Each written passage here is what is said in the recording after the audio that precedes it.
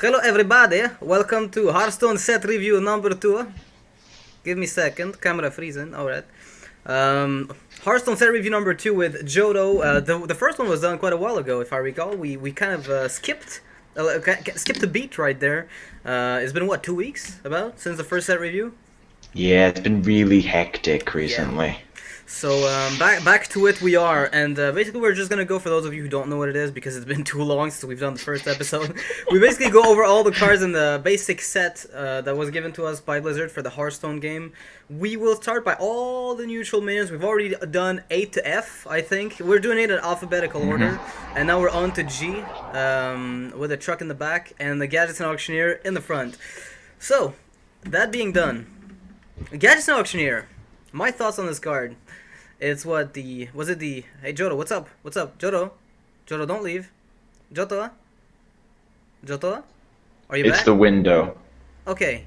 So it's alright. My thoughts on this card. So I was like, where's he leaving? So my thoughts on this card, the engine of the Rogue Miracle deck back in the days, it's basically what allowed rogues to pump 1,000 gazillion cards in their hands within a single turn with Backstab, Preparation, Eviscerate, Shiv. Now rogues are not really benefiting from this card as much. I would venture to say that the archetype is more or less... Okay, it's not dead, it's been deadened by the players who completely refuse to use it. They're like, well, why would I use this if it's not as consistent as that? Side note. Yeah, what's up? Side note with the rogues, the reason no one plays it is because like, we'll nerf it.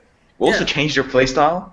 So everyone who played it doesn't want to. Yeah, it's a completely new class, really. The change they made to it made it completely new, and Gadgetzan Auctioneer doesn't fit the deck anymore. I mean, it does fit in to an extent, but I don't think it's nearly as good as what it was. And I've seen people use Gadgetzan Auctioneer quite a bit, and I find myself usually torn because I realize the potential reusability of this card, but then I look at Azure Drake, and I think to myself, well, this 4/4 is usually only going to draw me one card anyway, so I might as well get it when it comes into play.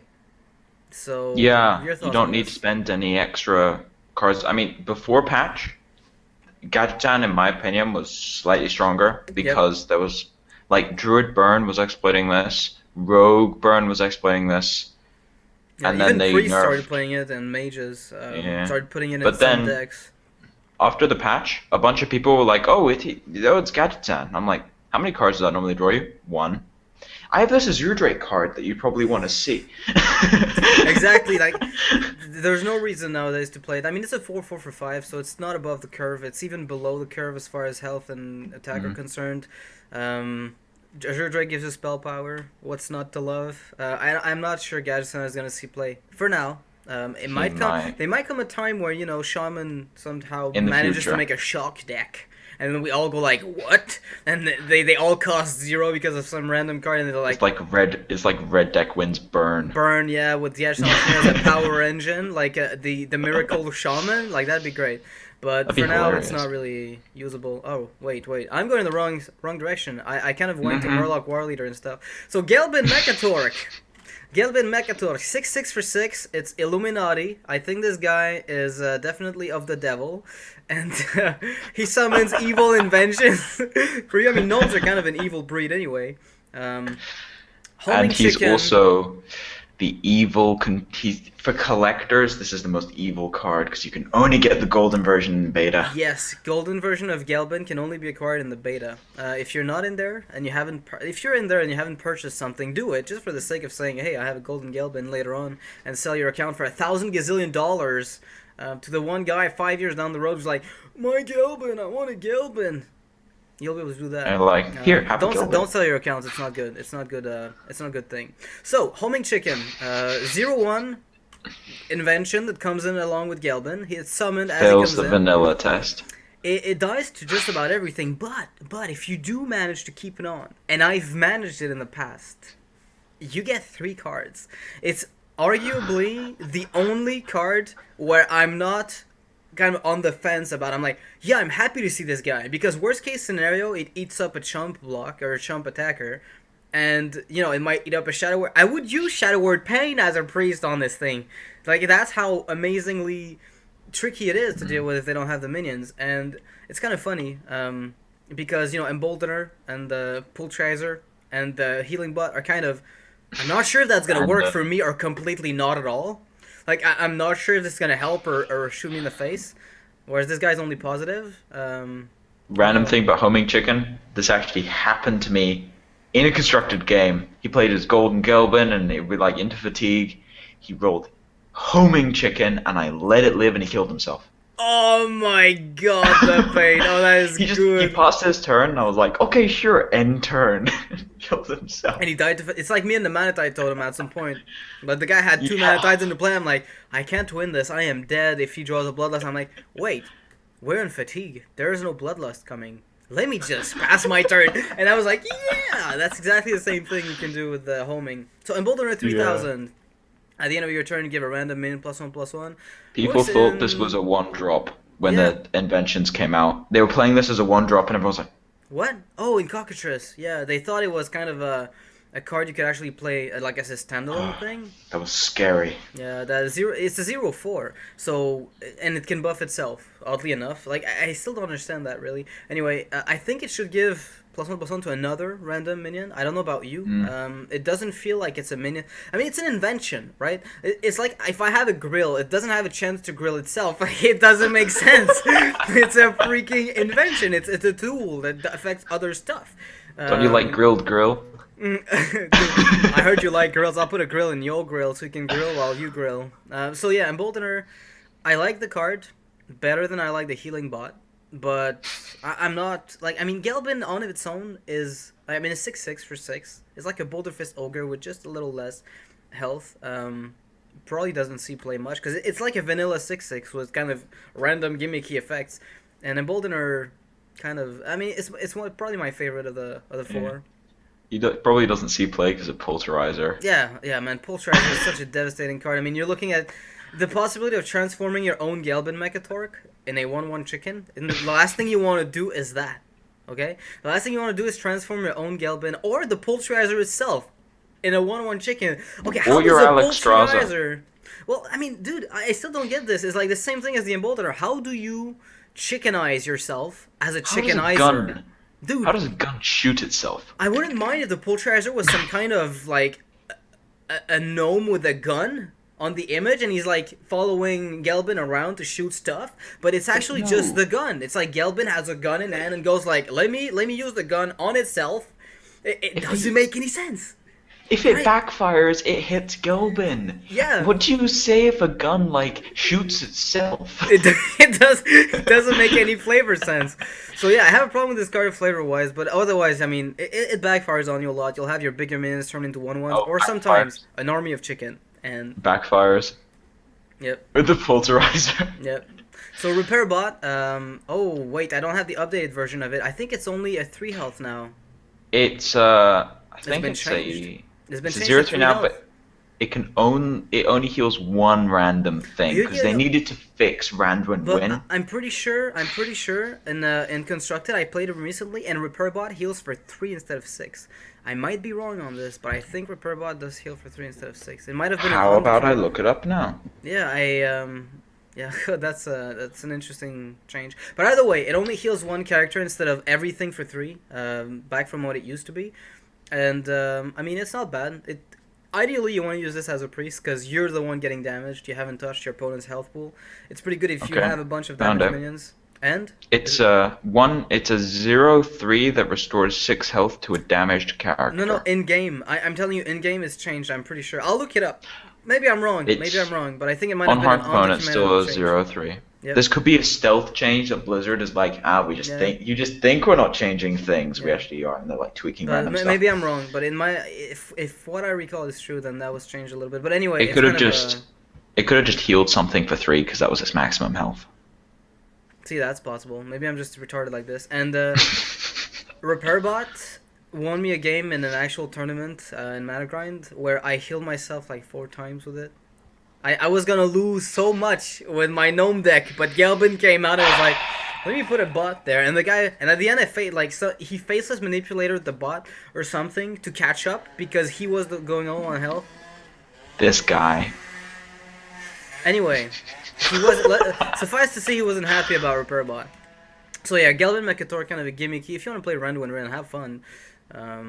So next card up, Gnomish Inventor. Gnomish Inventor. A reliable gnome. I love this gnome. Yep. Your thoughts? It's Novice Engineer. Alright, they took 2 Novice Engineers and then they stuck them together. Dragon Ball Z mode. Fusion. They have a 2/4 that draws you a card. You're like, yeah, that works. It's not 2 cards, but it's 1 card. And, it's twice the stats at twice the price. And it's interesting because you'll notice a lot of the time, this guy takes out a lot of the 3/2 drops in the early game, and if you haven't been able to deal with them, this guy usually lets you, not only does it cycle itself, and it lets you trade with opponent's minion. So at worst, I think you usually get a 2-for-1. That's He's usually really my good. experience with him. So even though it's kind of, you look at him and you think to yourself, I'm not sure I want to pay 4 for a 2-attack minion, and then you look at the health, you're like, yeah, do I care for the health? But that's the crucial point in this one. It's the only reason he's good is because he survives the 3/2s. And I don't know, man. I've been really like nicely surprised with this guy. He's like super good. Yep. Like, in Arena, he's really good. In Constructed, people are like, nah, he's terrible. Like, Novice Engineer is obviously better. In Acro decks, Novice Engineer is better. Why? Yep. Because Bloodlust. Yeah, you need But you anyway. need board presence, but in general, if you can afford going a little later, Gnomish Inventor will power you down. In mid-range, super powerful in mid-range. Agreed. Very good. In combo decks, I think this guy could actually find a spot. I mean, I haven't seen many combo decks, but I think this guy could fit. It fetches you the pieces that you want to have together. So even though it's a little more gimmicky, it still kind of fits the theme. Fortunately, there is no Ponder. You can't just look at... The top card and be like, oh, I Freaking- need this. I don't... It's like, top card. Do I need this? Nah. Put it down. Draw another one. Goldshire Footman. Okay. You want to start on this, or... Okay. So, Frostwolf Grunt is pissed off right now. Very much so. I totally agree, man. It's and for those of you who do not know, Frostwolf Grunt is a 2/2 for 2 mana with taunt as well. So you pay 1 more Yeah. mana and get an extra attack point. Also, Goldshire Footman will have a special place for me because it was the first Hearthstone card ever to be revealed. Yep. And If everybody was not like, one, but 2.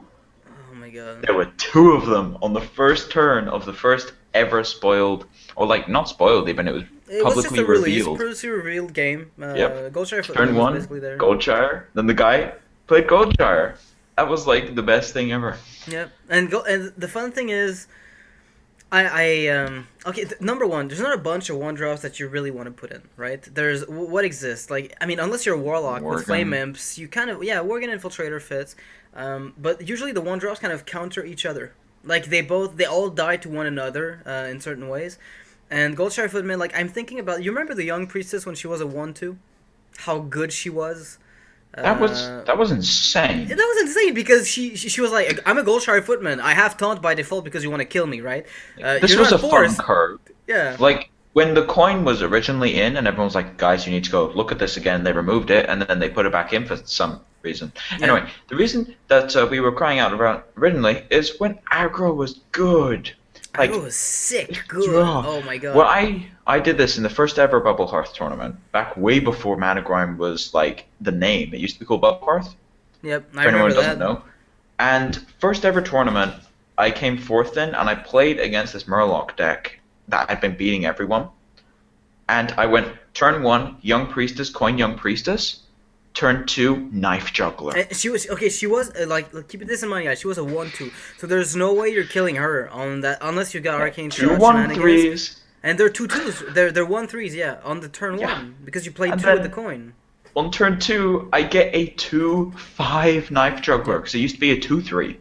It was ridiculously... So she was changed, and I was gonna just illustrate the point that for 1-drops, we're looking at Goldshire Footman, and this guy's it's kind of. Okay, for 1-drops with Taunt, you've got Shield Bearer 0/4 or a 1/2, so you're kind of trading off 1 attack lot. point for what? For 2 health. which is only good if you're a priest with Inner Fire. Ever good, and that's even kind of situational. You don't necessarily, although on turn 2 Power Word Shield Inner Fire must be sick. I've never seen it done, but I'm sure people do it consistently. I've seen Shield Bearer turn 2 coin, Divine Spirits, and then See, Inventor. that's devastating because you can't really stop it. But otherwise, Goldshire Footman is probably better for just about every class. And I've had some recent success with it in with Direwolf Alpha on turn 2. I'm sure you could say the exact same thing with Flame Tongue Totem. It's a good one drop because you don't have to use up a coin to get it down. It's just you can keep your coin and then follow it up with a regular non-coin Direwolf or Flame Tongue, get some extra attack in, and your opponent cannot just power through you because you're the second player.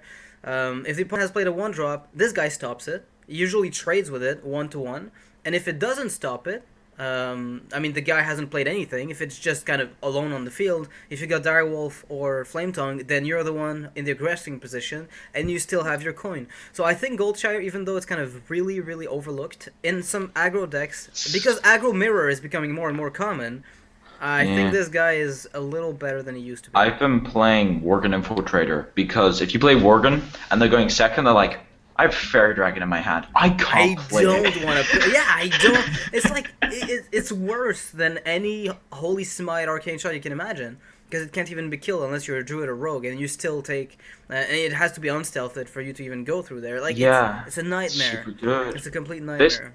Unfortunately, it doesn't die to hero powers, but it doesn't kill Fairy Dragon. You need some help. That's why I'm saying, like, Direwolf Alpha and Flame Tongue is exactly what you want with that card. Otherwise, it's kind of a dead 1-2, and you don't want it. You just don't want it. Turn 2, 3-2 attacking. I'm okay with this. Turn 1, Goldshire. Turn 2, Shiredson. You get a 2-3. It's not that bad.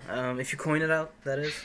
Mana Worm. Yeah, Mana Worm says high, but... Turn 2, 3, 4. Oh god, that thing was so OP.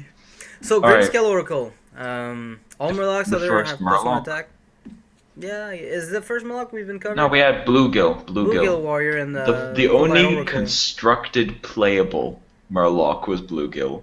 Now we're on to the tribal stuff. Yeah, Grimscale Oracle is basically your typical... Because Murloc is basically made to be an all Murloc deck or nothing. So this guy fits the... And I find myself oftentimes dropping this guy just to trigger the Tidecaller and give him some extra attack. Turn 1 Tidecaller. I'll show you... We'll see the Tidecaller a little later. But it's basically like it's not bad. I'm not a big. We'll talk about Murlocs later, and I think we'll sort of say why this is good. It's like a raid leader for Murlocs only, and it's cheap as all hell. Yeah, exactly. It's cheap as all hell. You drop it down, and the guy's like, what? Yeah. But it also dies to everything. Yep. That's why it's kind of it's good, but not good. We'll see the actual crazy raid leader for Murlocs later. Yep. Gruul, 7/7 for 8. And at the end of each turn, including your opponent's, this is a key point here, gains +1/+1. A good silence target, not really, because you still have to deal with a goddamn 7/7, so you're not happy about it. But I found myself very underwhelmed. Yeah, I found myself very underwhelmed with Gruul. Your own thoughts on this? I'm curious. Okay. Now, normally I would say it's the rarity thing, that's why this is worse, but no. Gruul, Ragnaros. One of these cards is worse than the other. One doesn't have charge, right? You could look at it that way. One is tauntable. One has it needs a turn to become an 8/8. They're both 8/8s on your opponent's turn. One does 8 damage randomly and is not tauntable. Yeah, I think... Okay, what if this guy got +2/+2 at the start of your turn? That's worse. Was it? Would it be? Because it doesn't... Like, you could make it a 6/6 for all I care. But no, it's directly beginning of your turn. Think about it. You still get 2 triggers. Okay, no, sorry. I'm thinking about. I forgot to kind of give you the whole mental thing. I was thinking about something like a 6 for a 6/6 or 6 for a 5/6. Oh, that like 8 mana 6/6. No, that would be terrible as all hell. Like a lower mana cost for this guy, and I think then he could see play. 7 mana 6/6 gains +2/+2 at beginning of your turn. Doesn't die to Big Game Hunter. Yep, exactly. It survives the first turn of your opponent, so you have one turn with an 8/8 on your own terms. Then you can smash. You know what the problem is? What's up? It would be like Stormwind Champion without the buff. Yeah, I'm like, I think we're on the same wavelength. There's like, it would be like a Stormwind Champion without the buff. Fuck that. Never mind. Yeah, I would. I don't know what to do about this card because I'm looking at it. I'm like, the flavor is pretty badass. I kind of like the character in the World of Warcraft universe, even though this is not the Gruul character in the World of Warcraft universe. And I'm kind of disappointed in it doesn't get there. Even with Conceal, like I've seen people do this. Like they go like, oh, Gruul. Back in the days, Conceal was a permanent effect, so you could give it stealth, and it would buff up, buff up, buff up, buff up, And then you were your like, opponent, let me get out of stealth. was just like, and then you do your Gruul Conceal thing, and your opponent's like, all right, fine, Gadgetzan Conceal Coin combo. And you're dead. It's like nice 8/8 you got there. I drew 10 cards. It's like I don't know in which I don't know where Gruul fits because it does like it can't be comboed with stuff like Warsong Commander. Doesn't, in my opinion. It doesn't fit anywhere, and I'm wondering if at any point down the road we'll see something like for each +1/+1 counter on a minion, something happens. He's also so boring. Yeah, he's got no flavor. It's like He's the most boring legendary in the game. Admittedly, I've done this before. It's a good it's like it's actually a downside of the card. I'm like it's a good mind control target because like, the guy's like I'm seeing for the priests that are watching. You know, if you but see then this, Ragnaros, man. But Gruul actually survives Rag typically. Like it'll survive Rag. Yeah, it will over time. Like won't it? Dude, alright, they play Ragnaros. You play Gruul, Gruul dies. Yeah, instantly. Yeah, when his turn comes Or around. you play Gruul, they play Ragnaros, Gruul dies. Because he's an 8/8. Yeah, but usually he's bigger by the time they... Okay, maybe not. If they play on the same turn you play Gruul, yeah, I guess that's I mean, dude, I'm looking at the card and I'm trying to figure out what to do with this. Because it's... Like, I don't want to mend the card, but I don't think it fits anywhere. There's... I know you're optimistic on these things, but... I want to make it... I want to see something happen. So what? I need a no button, or I just have this like. I don't like Gruul. I wish it was good, man. Gurubashi Berserker. Whenever this minion takes damage, gains +2 attack. It's not. This is not enrage. This is not enrage. Enrage means when you're healed up, the attack goes away. No. You can heal this guy up as much as you want. You can heal him up 30 billion times. His attack will keep going. You know what this reminds me of? It's like that one guy who you play against in a physical card game, and he's playing with like die to show attack, and he moves it up, and the guy like heals it, and he's like moving it down. He's like, no. It doesn't. It stays there exactly. It doesn't go up. The attack doesn't get removed. So Gurubashi Berserker fits that exact theme, and I find it kind of interesting how it's very it sees very little play because of its cost and the fact that you need to set it up. But I found it's like I think in a warrior deck with Inner Rage and Cruel Taskmaster these days it sees a lot more play. There's a problem with this card. What's up? Shadow Word, Death and Pain. Yeah, no matter which, like if it starts on the board, it's less than 3, dies to that. Okay, wombo combo. Gurubashi Berserker, Humility the Gurubashi Berserker, Enrage it. Oh my god, that's like... You're starting I never from said very it was far. good. Yeah, but I just said it was wombo combo. Against the priest, you can basically get it out of range. Yeah. But basically, this guy against priest, it's a dead card. And if it gets too big, you know, between mind controls and the removal they got, you can say goodbye to the Gurubashi, and they'll take it gladly to heal it up, bro. Yeah, you just keep healing it. They'll be happy to take it from you. And people... You're doomed if they mind control this, by the way. Yeah, it's not. You're not getting out of it. And it's kind of funny because, like, I see this card and I'm like, oh, warrior, perfect card. The problem I have with it is it does require you to set it up. So you usually don't play before turn 8 or 10, right? Because you need the Inner Rages with a Warsong Commander to get really good value.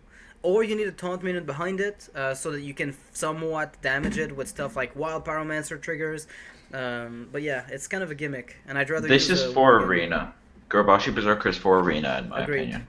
Very much agreed on this one. It seems like it's been designed as an arena card. Also, it makes Oasis Snapjaw look horrendous. Oh my god.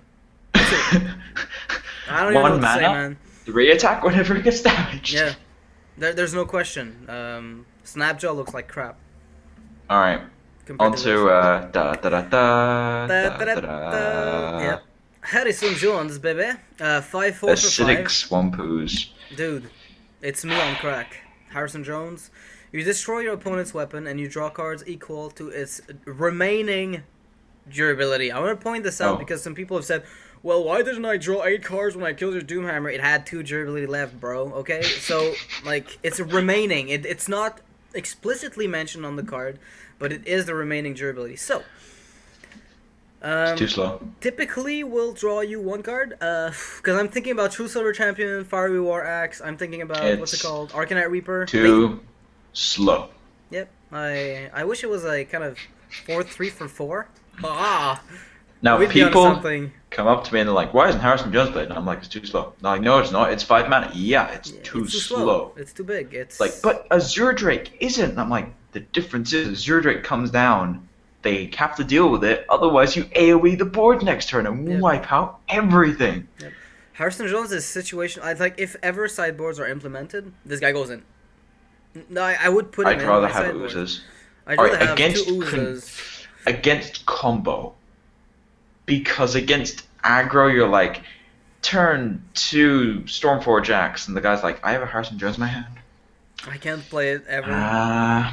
Do I delay my plays until I can actually get value out of this? And like, what do I do here? Do I stop playing minions so he doesn't use his axe? Like, what is it? It is, actually, when sideboarding comes implemented, which is going to be pretty soon, because, yeah, we figured that out. Well, no, with the tournament format thing, we figured it out. It had to be some sort of sideboard. But anyway, this is good versus 2 decks. Jirax's Control, which is very difficult to figure out.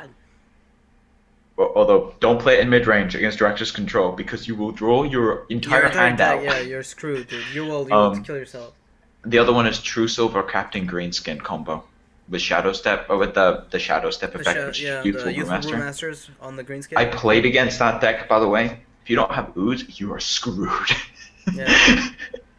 No, I know killing exactly. everything. And Harrison Jones is like and that's my problem with the card is it does draw cards, but I have to pay 3 more mana than an Ooze. All I'm getting for my 3 mana is +2/+2. Okay, that it may seem like a lot, but it really isn't all that much. Plus, I have a chance of maybe drawing cards more than one, because typically what happens is the opponent has something like a True Silver Champion or Arcanite Reaper when he has a weapon, if he does. And you're expending your entire turn to play a 5/4 that basically just draws you a card. It's like an Azure Drake without a spell power. It's like you've done the exact same thing. And you destroyed that weapon, yeah. It's not a big deal.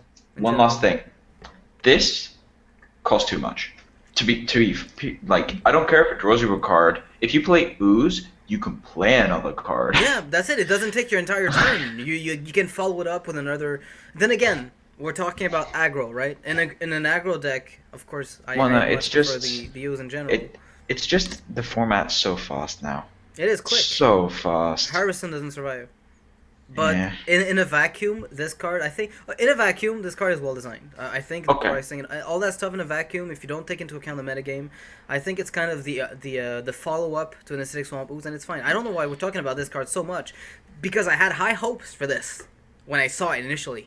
It was very played against Doomhammer, when the metagame was Doomhammer midrange and Jirax's Control. Jirax's Control was really fun. Harvest Golem, baby. Onto a card that looks bad on paper and is ridiculous because of the format. As opposed to Harrison Jones, looks good on paper, but it's actually bad because of the format. You're like, oh, wait. We did not plan that, by the way. No, not at all. It's just the alphabetical order. So, Harvest Golem. It was perfect. It's a 2/3 for 3. Pretty terrible. Death Rattle effect. Fails the vanilla test. Fails every test, bro. Like, every test you can think of. Summons a 2/1 damaged Golem as a Death Rattle effect. You want value?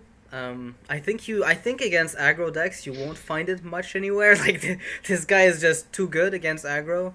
You can play him in a variety of decks. Aggro Mirror, I would maybe consider putting in some Arvis Golems because they're not that bad. Either. I do have an issue with this card, however. Go ahead. Which is there is another common, which is equally as good against aggro, but Razor the thing it leaves behind is a 3/1, not a 2/1. It's called. Go on, man. What are we? Wait, a 3/1? Yeah. It leaves a 3/1? 3 mana, 3/1 has an ability that protects it from combat. Fair. What? The 3/1 Divine Shield, man. Oh, that. Okay, yeah. Oh my God, you really. Exposing Noxious on his YouTube channel. Okay, so yeah, it doesn't leave like because you made a like comparison and I was literally caught off by the literal words and I was like, what the fuck? Yeah, I was like a 3/1 token. No, it's a 3-1 with Divine Shield, Scarlet Crusader. Yeah, Harvest Golem. I have to say they both kind of valid fit. comparison though. It is a valid comparison. My only downside is I usually ping the shield off as with my hero powers, and that's why I think the cards are kind of both. I want to say equal, but they both fill a different niche. But that's what you do to the token for Harvest Golem as well. It's just that in one you just ping the token, but in one case, if you're playing against a hero that isn't mage, one of them hits for 3, the other one and hits the other one for 2. hits for 2. Okay, so you're looking at the card. You know, that's an interesting point. I've been seeing people playing Harvest Golems in their decks to counter aggro, and I'm like, try this. Go on. Well, I play Scarlet Crusader for my aggro mirrors on my lock. So good. My Warlock has Scarlet mirrors. Crusaders for aggro mirror. It's also interesting. Playing this in an aggro deck feels bad. I know, the tempo is off. You're like, okay, I do have a Direwolf Alpha, but it's still only 3 attack. Like, I'm on turn 3. I should be ramping up to my 5/6s. Like, I should be there. Playing a Scarlet Crusader in an aggro deck does not feel bad. Alright, for anyone who plays Magic, it's the Boros Reckoner of Hearthstone. It actually Scarlet is. Crusader. And it doesn't have the same colors too. It just stops aggro. Yeah. But on a side note, metagame aside, this guy, I think the fact that you can I don't know if that's a really big weakness of it, because like with the priest metagame, you don't want to play this guy because priests mind control it with Shadow Madness, then they smash into your stuff and they get a 2/1, and you're like, whereas with Scarlet you get the 3/1 back. Yeah, exactly. You just get the minion back, and so Harvest Golem feels terrible in that regard in the current metagame. It does. I said metagame aside, and then I go back to the metagame. They're both commons. Yeah, I just, I mean, this guy is really good if you play like a token deck. It's also one notable thing when the opponent goes, Equality Consecration, you go, yeah, whatever, I still got a 2/1, what you gonna do? Scarlet Crusader. But anyway, besides Scarlet Crusader, but this actually has an arena potential in it, which is insane. Both of these cards do. Wow, since we brought up Scarlet Crusader, they're both pretty similar. I just think Scarlet Crusader does like the same thing better. I guess I can agree with that. They both have they both feel kind of a similar niche in terms of their point when you play them. Hogger's better against Earthshock. I mean, the freaking Harvest Golem is better against Earthshock. You know what? You have a point. And Lightning Bolt, I guess, because usually they'll ping with the Searing Totem. You know what? Yeah. But no, they just do it afterwards, dude. They just Lightning Bolt it and then kill the token. So yeah, just Earthshock. We found the one card that Harvest Golem is better against. I don't like having to say this, but you're right. I don't like to have to say this, but you're right. Alright, so Harvest Golem, moving on. Also works really well with Knife Juggler. Forgot about that. We kind of like that. Hogger. 6 attack, 6 health, 2 guys, 1 with taunt protects itself. If the metagame wasn't so fast, oh my god, did you confuse me? I'm not looking at a 6 attack minion here. Okay, you mean the total of stuff you get? 2/2 with a 4/4. Yeah. Okay. So the one good thing, its ability is usable on the turn it comes into play instead of having you wait like 30 turns. It does have a big body, and one of them has taunt, protecting the kind of. It's kind of an actual defender of Argus, the little guy. It sounded like, yeah, I'm actually defending here. I actually defend instead of forcing you to defend me. Be like, yeah, bro, here's a shield.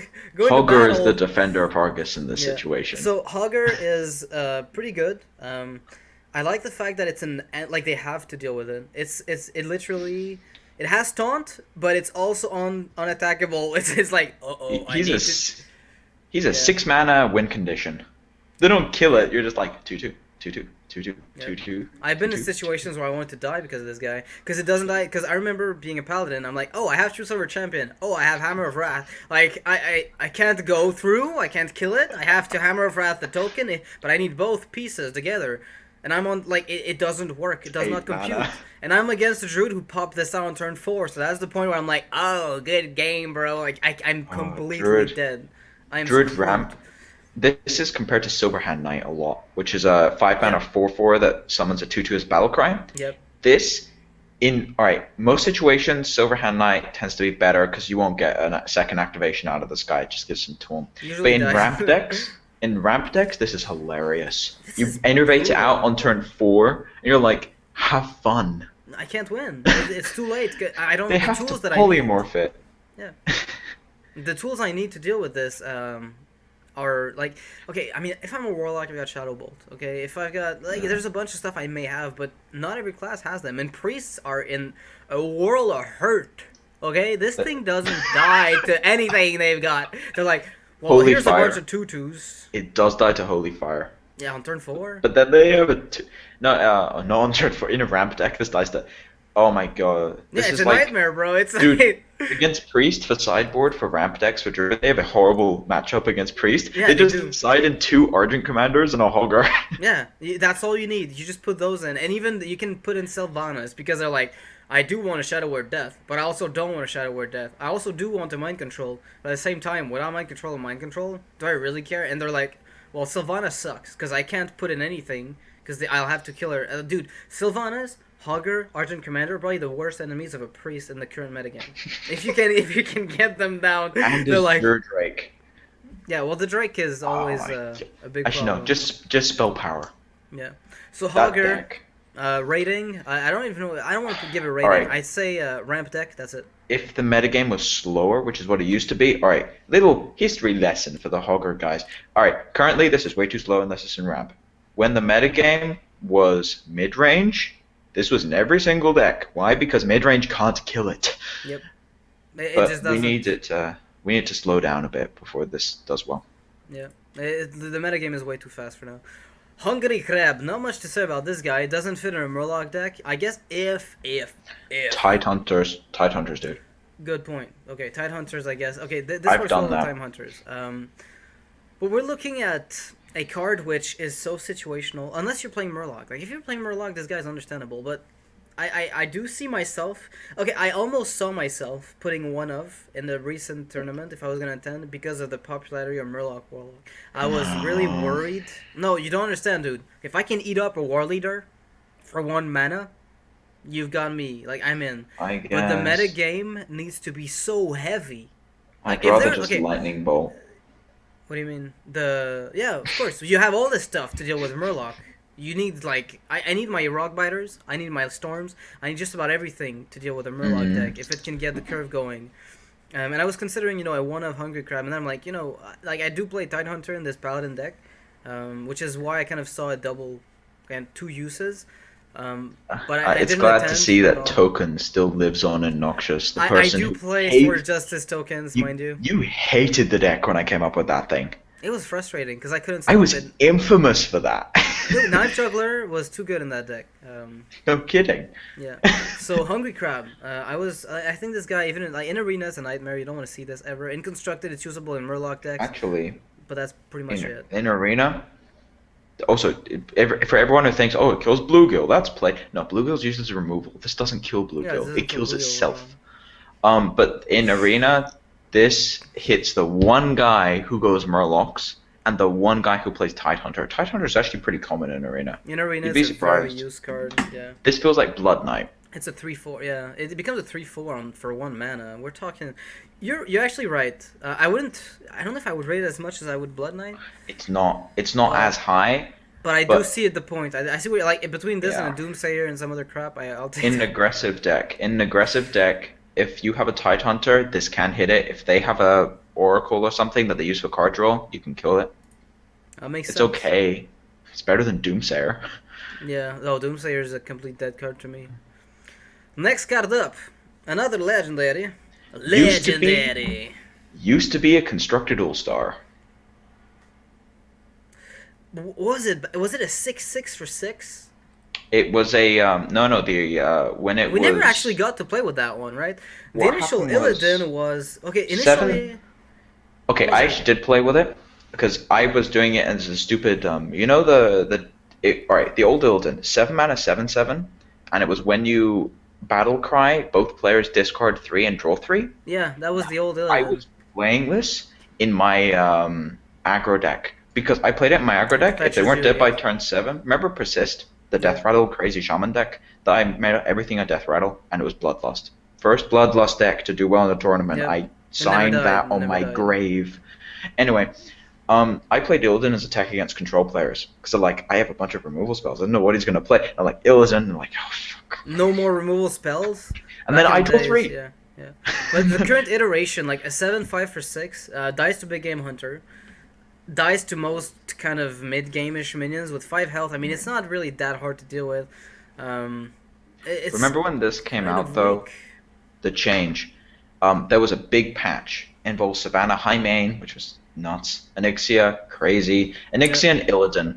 These two cards inspired me to make the original token deck, and it was broken. Yeah. But the original change to Illidan Stormrage was the same, but it was 7-6. That guy in the old token deck, you go this into Stormrage Champion, which was 6 mana at the 6 time. mana back then. That card caused everyone who played against me to run one Big Game Hunter in their deck. Yep. You needed it, but like even still today, I feel like a Big Game Hunter is always a good card to have a one That's of super in your good, deck. But it's not as mandatory because the metagame is so small, right? You Not rarely just see because of seven. Illidan, though. Yeah. Back in the days, it was Illidan was Illidan force. standalone. Like, okay, even if you didn't play token, you were playing Illidan. A 7-6 for He was 6 so was good. ridiculous. Okay, let's be honest. It's like a Boulder Fist Ogre So good. baseline, but better because it has an ability Yeah. like well. Not to mention, you played this on turn 6. If they don't kill it, good game. And But right now, look at the card. Too 7-5. slow. 7-5. Too slow. Way too slow. It dies to Holy Fire for crying out loud. Yeah, it Like, doesn't. It never gets me as okay. In Constructed, I've played it once since the. Actually, it's disenchanted now. I played it once, and like Wasn't the one good. time I played, I got like 2 minions, and they got AOE'd out along with It's Illidan. like, It's like it there's doesn't no get there. value anymore with this. Mm. Not with tokens nerfed so hard. In the Doesn't work as future, much. I'm seeing. I mean, it'll find a spot. It's a demon. It might find a spot. Hogger will see play long before this does. Dude, how have Cool, innit? Warlocks not been playing with this guy and Sans Demons? It's kind of obvious, actually. No, Would but you I mean, play this or Doomguard? oh, I'd play both. But the thing is, No, I mean, if you have the option. Doomguard, hit them for 5, has 7 health, they have to remove it, doesn't die to Big Game Hunter, you discard the Illidan. Who cares? okay, you mean if you have them in your hand, yeah. Yeah. I'll play the You, Doom even Guard. on turn 6, you play the Doomguard. Yeah. It's worse than Doomguard. Yeah, anyway, I'm looking at this and I'm like, yeah, I want to make a Sans Demons deck with Illidan now. Because I've never really bothered. Like, the Demon subtype of this guy has always been kind of a secondary I attribute. tried it. You I did? had Sense Demons. I had 4 demons in my deck. 2 Voidwalkers, Illidan, and Jiraxis. Okay. Every time I played Jiraxis and the Voidwalkers was amazing. Every time I played Illidan, he got removed before doing anything. Yeah, it was a disaster card. I guess it's decent with Soulfire. Stop trying. No, okay, never You mind. just 3 for 1 to yourself. Never mind. Alright, so, Imp Master. At the end of your turn, deal 1 damage to this minion and summon a 1/1 imp. We talked about this on the show today on Manacast, but we're going to go over it again in a more, I guess, detailed manner. For the sake of the archive. The archive of set review videos. Yeah, it's, yeah, this guy is just, it was a staple of your token deck back in the days. And when we say Yeah. token, by the way, I'd like to specify, we're talking about cards that summon other cards that aren't cards themselves. It's kind of, you summon additional minions out of nowhere. You don't have to play them. And The Imp old Master token spawns deck. 1/1 imps. I'll just say this for anyone who doesn't understand the whole token thing. The old token deck, I randomly came up because of, I think it was no, it was a White Noise. White Noise, I was playing with him, made a Paladin deck, and I was like, I need to try this out, and it was completely random. I took it and make it in 2 days, didn't test it at all, take it to a tournament, completely smashed the top-rated player at the time, who was Dorox. Like, I beat Spage in that tournament as well. I Yeah. only lost to Druids, who were completely broken at the Broken time. back then, yeah. Like, banned broken. And I played it, and then like 2 weeks later, the Blizzard guys were starting to pay attention to tournaments, and one of the Blizzard guys probably saw the weekly or something on the deck and was like, yeah, we need to change Stormwind Champion to be a 7 mana, not a 6 mana 6/6. Yeah, and Knife Juggler needs to become a 3/2 instead And of a Cult 2/3. Master, Cold Master became 3/4. a 4/3. 3/4 Cult Master, in a deck where every single card makes 2 of itself. Yeah, it was infinite draw. Like, it used Divine Favor in case it was running out of cards in the hand. It used Sword of It Justice. rarely did. It rarely did, but when it did, like, you needed the Divine Favor as kind of a back end, like an exit strategy, and you had the Cult Master. So anyway, Imp Master in that deck fit because it's just spawned a bunch of stuff. With Sword of Justice gives you 2/2s instead of 1/1s, and it's a 1/5 for hell's sake. Like it'll spawn typically 2 of them before it dies, right? And it usually tanks an attack. Yeah, it'll spawn like 1 or 2. And if you manage to buff the little minions, then you're in with a little stronger guys. So this is like and it spawns a Demolisher. demons. Yeah, that's it. That's exactly. It's like a Demolisher. That's what it is. If you can kill it before it does anything too bad, but... Nowadays, though, it works in 2 decks. 2 decks. Which ones? No, 3 technically. Sword of Justice, which is Zen Style's favorite card, apparently. Me too. Druid Token, a deck that is not popular. It is not popular. It exists, with though. Savage Roar, Savage Roar, Soul the Forest. Yeah, okay. Yeah, that would be brutal. The last one is Shaman Bloodlust. Yeah, because you just... Basically, the point of Shaman Bloodlust is fill up the board as much as you can. Whenever it's about to get completely blown up, just repopulate it. And until you can get that one board fill, Bloodlust. GG. This also doesn't die to AoE. The AoE, you still get 2 1/1s out of it. 2 1/1s out of it, yep, typically. So it's kind of... I don't know, I like the Imp Master. I think it had its glory days a long time ago. And it will probably... have glory days in the future when new cards get released. I'm sure it will like start shining again. I switched to Razorfen Hunter. I must admit. I can admit. I can understand 2/3 with a 1/1 guaranteed. It's more attack. Yep. More attack. More attack, and you really don't lose much health. You lose like 1 health because anyway it goes down to 4 at the end of your first turn. Injured Blademaster. Okay, what is wrong with you guys? Why did you change this to a 4/3? Yeah. Like. No, you don't make a card that goes into aggro decks that can't even heal it. Yeah, like I'm putting this in every aggro deck I make. It doesn't matter what I want; it's just in there. Yeah, I don't know what to say. Really, a 4/3 that can be healed what's stupid? if you do use stuff for it? Like, if they nerf it, they'll probably just change its max health to like 6 and then make its battle cry deal 3 damage to itself. It's like we fixed it. I don't know, man. Okay, this card... Okay, number 1. This card was terrible as all hell. Okay, let's get this straight. It was a 3/3 before, now it's a 4/3. Well, it's a 4/3. It's a 4/7, but deals 4 damage to itself, so it's a 4/3. Technically, when it comes into play. It used to be 3/3, and it was unplayable. I've tried all sorts of decks with it, and it never, ever got anywhere. However, now, even in decks that don't warrant the synergies that could go along with it, like Rampage, Healing... I'm actually putting this guy in. It's kind of insane. I mean, the reason this is so good, like if this was done pre-patch, wouldn't be as good. 3 cards, Shadow Word, Pain and Death. Were changed. Doesn't die to either now. Yep. And Backstab. Can't target it anymore. Yeah.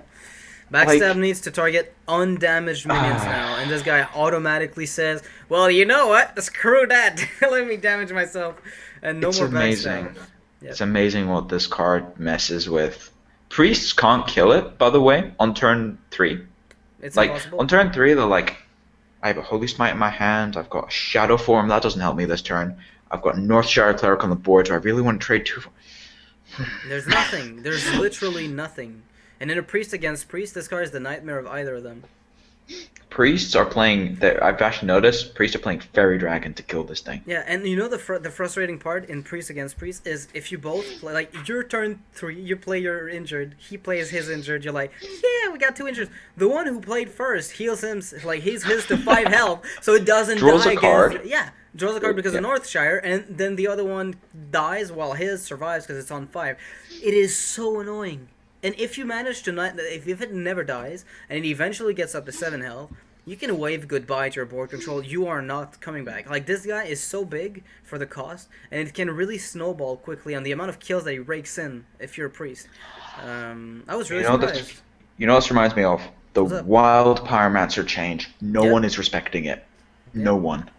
No one's respecting Wild Pyromancer, and no one's respecting Injured Blademaster, and I feel like... Much in the same way. Also, we're in an aggro format. Can you guys start testing Wild Pyro? Yeah. He was designed to kill aggro. He was designed to stop token decks, which he did. For a while. and then people stop playing him. Yeah. So now tokens is good again.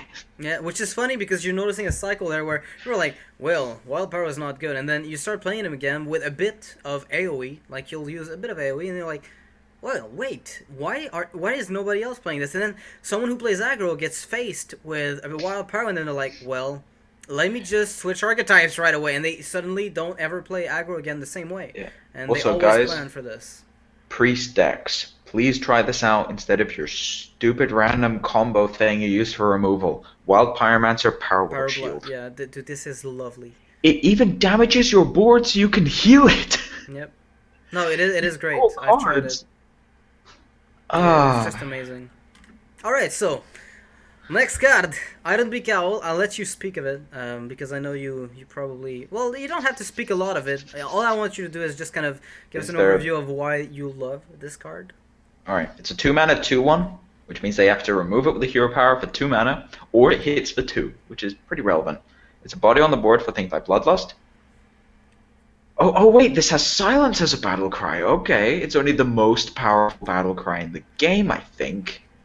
Is there a more powerful battle cry for the mana cost? For the mana cost? No. For the mana cost, no, there's none. I was gonna say yes, there is. Like, no, Black wait. Knight. For Black 2 Knight, mana. I think. But for 2 mana? For 2 mana, this kind of... Oh, jeez, man. Like, Alright. Spellbreaker is... We might as well talk about both of them, just come back to Spellbreaker later. Arguably, it's great. They're the same card. One of them's bigger, better in mid-range. One of them's better in aggro. Ironbeak Owl is a card which, I mean, just like you picked the Acidic Swampoos, a card that can never become bad. Yep. I picked the other card that's also a 2-drop that can never become... Why is everyone's mascot a 2-drop? I don't know, man. Huskies is Direwolf Alpha. Yeah, Direwolf Alpha, yep. Because it's Everyone's Husky. 2-drop. Oh, Easy. That's mind control. That's an 8-drop. Oh, you're right. It doesn't count, doesn't count. Easy doesn't count, he's not really, He's not really. Sorry, Easy. Sorry. So Ironbeak Owl, basically, like, I mean, you're looking at a card... I'll make the comparison really quickly with Silence. You know, the spell from Priest, which costs 0 and sounds as a minion. Typically, you'll be able to drop a 2/1 for 2 if you need a Silence effect. I mean, I rarely find myself in a position where I can't afford 2 mana for the Silence effect. Because necessarily, like, you'll typically want between, and this is broad, 2 to 4 Silences in your deck. Because you don't want to be caught off guard with, like, you need to finish off someone as an aggro deck, you're on turn 6, oh, he drops a freaking Sunwalker, like, no, what happened? And then you can't win, it's unrecoverable if you don't have a silence, and then you're like, well, it's a good thing I have the Ironbeak Owl, because now I can silence this guy, and I'll just keep going through with my aggression. Also, and I'll finish Twilight Drake gets pecked by an owl, yep. and then becomes nowadays, pathetic. yeah. Like, Twilight Drake is a pretty solid minion, but Ironbeak Owl negates it almost entirely. It always did. It always did. Like, worst does. enemy besides Earthshock. Yeah. Like, the silence is such a powerful mechanic. Yeah. It's just so good. I would warrant using this on the Leper Gnome. I found myself doing that kind of stuff. Oh, I've done this before, where they have a 3/2, and they have a bunch of minions that I can't do anything about. And I'll find myself playing some board presence, and I'll end up silencing irrelevant stuff. I'll be like, oh, I just silenced this and that. I'd rather play Spellbreaker if you have to use it like that every so often. Well, it happens sometimes in Mirror Aggro where you're just like, what happens? Although, Mirror Aggro, it happens a lot. Every time I do that, they like play a Harvest Golem or freaking oh, that's good. like Captain, and then you're like, I don't want to silence it, but yeah, Leper Gnome is much less a priority. But I think Loot Hoarder. Oh, Loot Hoarders are great. Oh, Loot Hoarder is really important in aggro mirrors. Silence it. Don't like. Also, best thing ever is when I'm just like, they're like Loot Hoarder, and I'm like Novice Engineer, and they attack me, and I'm like, all right, sure, I'll attack you. You're not getting the card out of this. I am. Yep. It's just a random tidbit, but Ironbeak Owl is one of the most cost-efficient 2-drops in the game, I think. For the effect it has, I would tend to. It's not the best 2-drop, but it's. If this was a 3/2, oh my god! If this was a 3/2, that'd be insane. It would be overpowered. Also, with the sideboarding thing coming up for the MLG tournaments thing, this is probably going to drop to like a one-off. There's going to be like one-off silence in main deck, I think. People are just going to like side in a second one. Yeah, second or third, yeah. I can imagine. So, next card. Ironforge Rifleman. 2/2 for 3. Not the greatest, but it does have an interesting battle cry, which oddly enough makes me wonder why you're paying 2 more mana. Although it does make the... I figured it out. Go ahead, baby. 2 health compared to 1 matters way more than 3 compared to 2. I've seen it. Like, Elven Archer, if you want the effect, play Elven Archer. Yeah. But the 2/2 is surprisingly effective. Like, whenever I see this played, it just does work. Like, if you think about it... I guess it finishes, like, it allows you to complement your 2-drop with an extra damage to Okay, think about it this way. This either stops an attack from Fairy Dragon Shadowed Sun Cleric, or they lose their Fairy Dragon to it, and they can't kill it with hero power.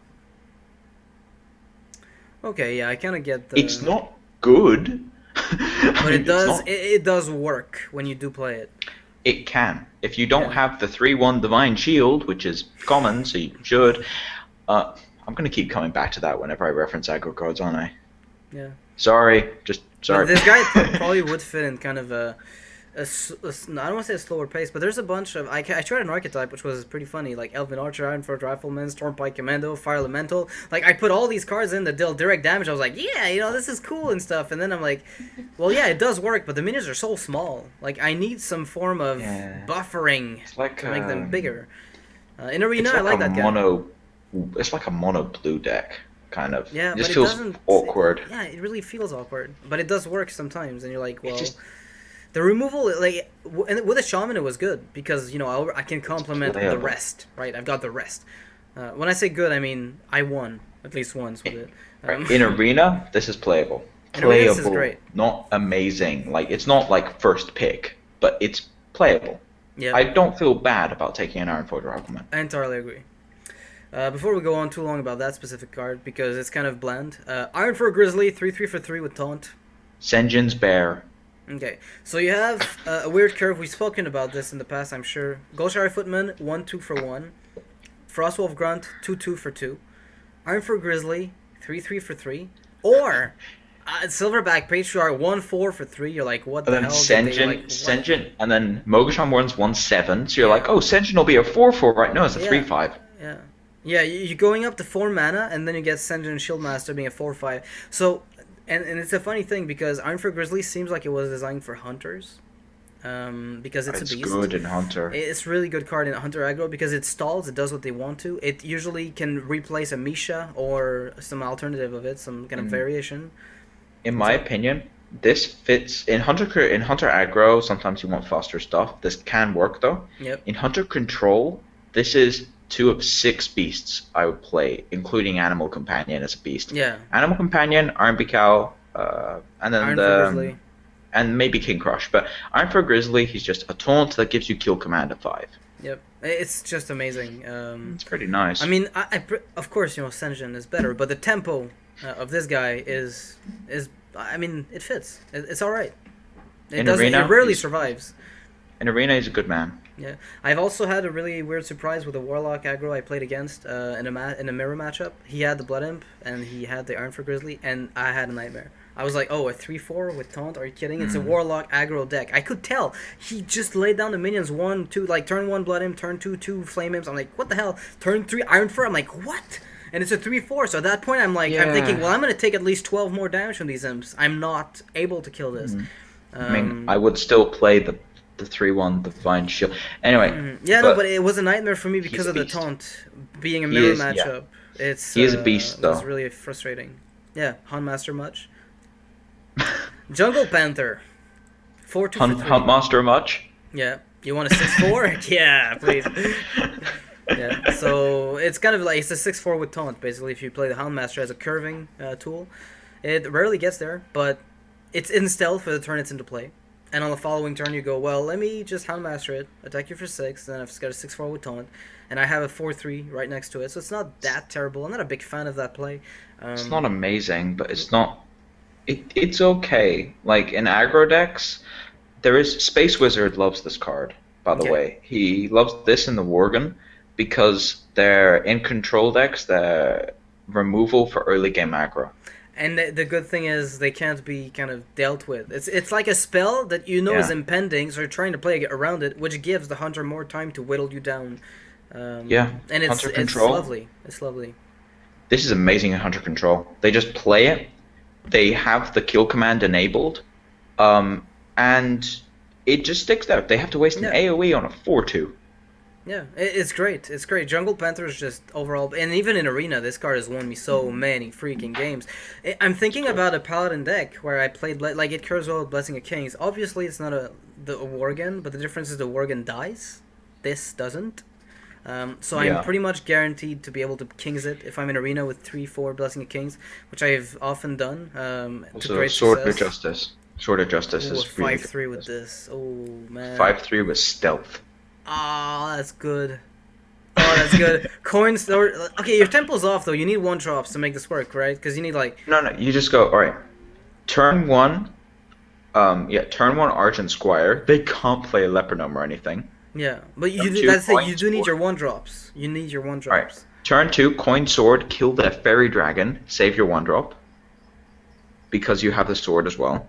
Turn 3 5-3 with Stealth. Okay, you know.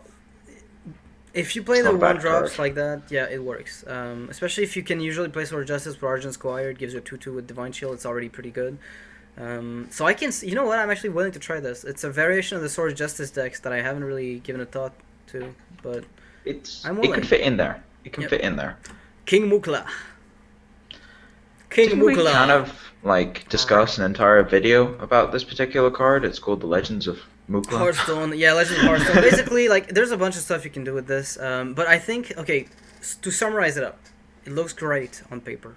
I've thought about it a lot. I love the card on paper. We couldn't figure out why this was bad. In practice, it never freaking worked. And it was frustrating because you're looking at the card like 5/5 on turn 3. What? We couldn't figure it out. We couldn't. We were looking at it. We were like, why isn't this played? And we're like, yeah, what's wrong with the card? Oh my god. Like, this is not a case of looking at a card and it's like, oh, I'm a new player. This is obviously good. No, this is like 4 months into playing Hearthstone, and if looking you're wondering, at a legendary. If you're wondering what bananas are, they are cards that give an opponent can play for 1 mana and give it one of his minions +1/+1. So it's like a Shadowed Sun Cleric for 1 mana, kind of. It's not really a body and whatnot, but you give them, like, you're getting a 5/5 out of 3 mana. They're getting +2/+2 out of 2 mana. So you're giving them the ability, exactly. You're giving them the ability to potentially, probably trade with King Mukla in the near future. So they're not at massive disadvantage. There's one positive thing: they will not play Sen'jin Shieldmaster following this. That's the one awesome thing I like, is if you can manage this guy on turn 2 with a coin, he's usually at that point giving you kind of a heads up, right? In aggro mirrors, this is horrendous. Yeah. Because you have to coin out a 2-drop if you're going second. Yep. You just have to. And they get a 5. If they go against 1 Fairy! Against Fairy Dragon, it can't be targeted by the goddamn bananas. The problem is, after sideboard, which is going to become a thing, after sideboard, just go turn 1 Infiltrator, you can't play Fairy Dragon. And then they go turn 2 with coin, they 3/1 Divine Shield, I keep forgetting the name of. Scarlet Crusader. Scarlet Crusader, that's it. Yeah, you can't play Mukla. Yeah, you see? You can't play Mukla or Fairy Dragon. In the late game, it's even worse because your health is a precious, like really precious resource. You can't... In the late game, it becomes a resource. Early on, it's kind of irrelevant. Yeah. Like, I can lose health, I don't care. And in the late game, this guy just says, hey, let me deal 2 more damage to myself. And as much as I want the 5/5, it's not as impactful in the late game as it is in the early game. +2/+2. If this was just like a 4-mana 5/5... With 1 banana? No, just 4-mana 5/5. Okay, yeah, now we're looking at it. Insane. Even a 5/4. Even a 5, yeah. A 5/4. Like, wouldn't be legendary then. It's a yeah, you're right. I mean, it's a show when you Brewmaster, dude. Just make him like a 4-mana 5/5 because his disadvantage is you only play 1. So basically, it's specifically tailored for aggro decks with that mindset. When he could be good in other things, because he's like a Chillwind Yeti, but the difference is he's really inconsistent because you can only play 1 of him. Yeah, but the problem is if you play him as a 5/5 for 4, everybody plays him. I can't think of a single deck that wouldn't go. All right. Okay, Actually, let me no. put a Mukla in. What about this? 4 mana 5/5 at the start of your turn deals 1 damage to himself. Yeah, sure. Well, that could be another card though. Like we could design an entire other card instead of Mukla. Oh no, in that it's case. just like the point of Mukla is that he's a big scary ape. For cheap, yeah. But I'm sure a card will come down the road that'll be a 5/5 for 4 that does something to itself or to you or to your minions. But Mukla, like I'd take 2 for that. Yeah. A turn. I'd take 2 for that. Flavor of Mukla is good. It's alright. I mean, it fits the card. It's just hard to use right now. Meh. Knife Juggler. This is not meh. So 3/2 for 2. Whenever you summon a minion, it deals 1 damage to an enemy. Now summon means either from your hand or from a minion like Imp Master puts a 1/1 into play, or Harvest Golem dies, puts a 2/1 into play. Like this triggers the Knife Juggler, and it's pretty sweet because there's no limit to the amount of time it will trigger, and if you can keep him alive, it can usually deal with the opponent's early game in and of itself. It's complete nightmare. It's extra damage coming in whenever, and you don't really need it. It's good without wanting to. I think it's actually like this is a card which I played in tokens for ages, and when it was a 2/3, oh my god, it was in every single deck. But now I actually don't play it in my aggro deck. Interesting. It dies to all the stuff in my aggro deck has to do 3 things. It has to protect itself from either single target or AoE. So Fairy Dragon, 3 health stuff, Divine Shield, things like that. It has to protect itself. It has to do reliable damage, which this doesn't do. And it has to have some sort of either anti-control or utility. This doesn't have any of those 3. Okay, it has them all, but at random.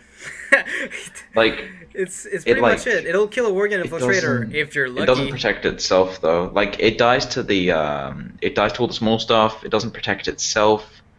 Like every time I play against this, I'm just either like Lightning Bolt or Bluegill Warrior will take him out. Okay. It just I can't see playing this over Fairy Dragon in the current competitive metagame. I'm lucky because I don't have to choose. I play both in four examples. So I mean, my aggro deck is really aggro. It's maybe a bit too much. I could argue that it starts falling off when you reach the 4 or 5 mana curve. If I haven't killed you almost by turn 5, you're pretty much guaranteed to win. Hence the Leeroy and Doomguard in my deck. And mine is more like a white weenie type deck. Gotcha. You know, where it's just quality stuff. It's a very different deck. But Knife Juggler is still a solid 3/2. I would pick him, and like Shaman and Paladins have an amusing time with this guy, because if you get Stoneclaw, it's amazing all the time. If you get the Paladin tokens, it's always good. And with Sword of Justice, this guy becomes a lovely 4/3. As a 1/3, I think this would be ridiculous. Just to point out. As a 1/3, I think I would play him more than I'm playing him now, and I would even build an entire deck around him. Yeah, I would play him a lot more. You play this next to a Flame Tongue Totem, that's happy days. Yeah, it's free, and it has an amazing ability. Kobold Geomancer, 2/2 for 2, spell damage +1, your baseline spell power minion. There's nothing smaller outside of the spell power totem for shamans that gives you spell power. I consider this a spell buffer. Blood Mage, but it's the same mana cost, right? Yeah. So whatever, it's smaller though. It's smaller. It's a 1/1. So basically, both cards kind of have this feel to them that the only purpose of them is you play them alongside on the same turn as another AoE spell. For instance, Consecration. Arcane Explosions is probably the best example of it. Cone of Cold, pretty good. 5 mana. You deal 2 damage to 3 targets. And they're frozen. So Kobold Geomancer feels like nothing much. I don't know if you have more to say about it, but it's... The cheaper the spell power minion, the better it is. Better it is, exactly. And that's why you don't see anyone playing Ogre Magi. Dalaran Mage was played because it was kind of... It was a 2/4, so you could justify playing it without the spell power, kind of. It was impossible to kill. Yeah, but now it's now it's a 1/4. I haven't seen it around. Not you just trade into it. Exactly, you don't care. Leeroy Jenkins. All right, so we've got another card we got on the mana cost. Yeah, we talked about this one a little earlier, but either way, 6/2 for 4 mana, has charge, comes into play, has a slightly small drawback. Slightly small. It can actually be pretty big against some decks. But you give them 2/1/1 whelps.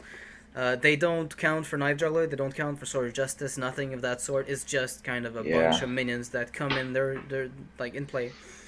And this guy has been in my Warlock deck, alongside Doomguard, a win condition. I don't know about you, but to me this guy's like, I've managed to weaken you quite a bit with my Flame Imps, my Direwolf Alphas, my Dark Iron Dwarves, and all of a sudden I find myself in a spot where you're on 11 health and I don't have much to finish you off. I've got Power Overwhelming, I've got a Soulfire, I've got a Leeroy Jenkins. He's a fireball on a stick. Yep, and that's a good thing. That's a good thing about him.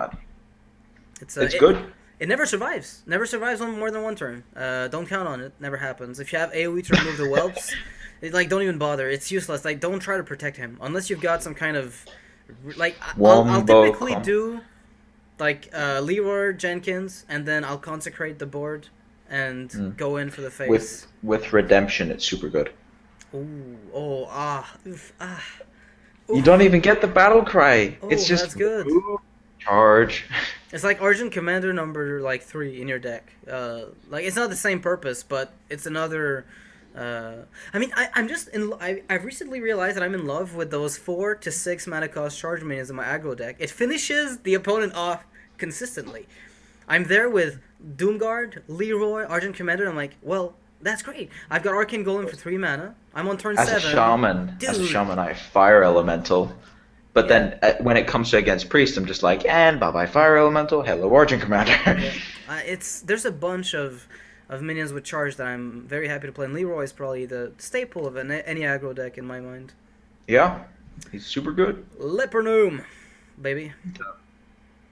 Okay, I have a little thing to say about Leper Gnome, and people may horribly disagree with me. Okay. This is not the best neutral 1-drop in the game. Which is, I think I in the prefer current Priestess, situation. I'm a kind of boring guy. No, Worgen Infiltrator. It's a removal card, Worgen. Like, it's like a Holy Smite on stick. 1-drops are so much more important as removal nowadays because 2-drops rule the metagame at the moment. Yep. Like 2-drops and 3-drops, quality 2-drops and 3-drops. What does Leper Gnome fail at killing a lot of the time? Fairy Dragon. What does it do? He just puts it off. What does Worgen Infiltrator do? Ensure that they never play it. Like, if Mage is a big force, Leper Gnome gets pinged. They take 2 damage, but I'd rather just guarantee a 1-for-1 trade on a card when they spent more mana for it. Yeah, I think I understand what you're going from. I mean, to me, this guy's a staple of aggro, just because I'm probably still stuck in the old aggro model, and maybe that's. I tried it. Yeah, maybe that's the reason I'm playing it. But between my Flame Imps and my Leper Gnomes, I find myself in quite a comfortable spot as a warlock. Funny story about this. Oh, that's something else that Worgen Infiltrator is better against, which is Flame Imp, because they can Flame Imp coin Mortal Coil. They can't do that. Same with Backstab, actually. I did that a couple times in my Rogue Aggro deck.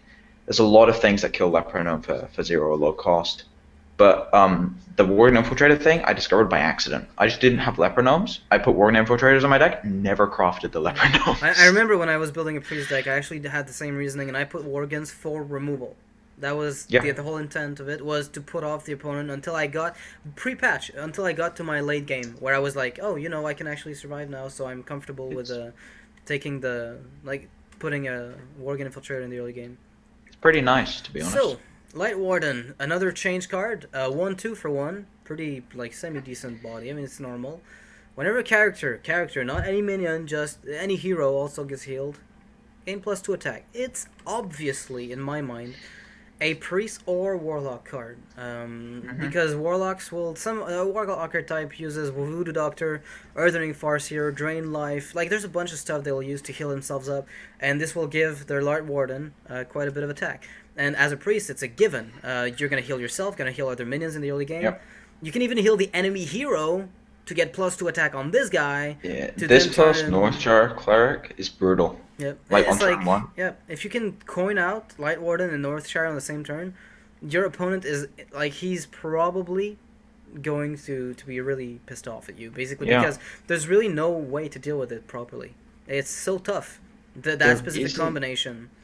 There isn't a start that does well against that, because they have to have like a Flame Imp to do well against that start, because what you do is, it doesn't matter what they play, you just attack them with your Northshire, heal them, and then just kill whatever they played with the Lightwarden, because it has 3 attack now. Exactly. There's no way you're going to kill both of them.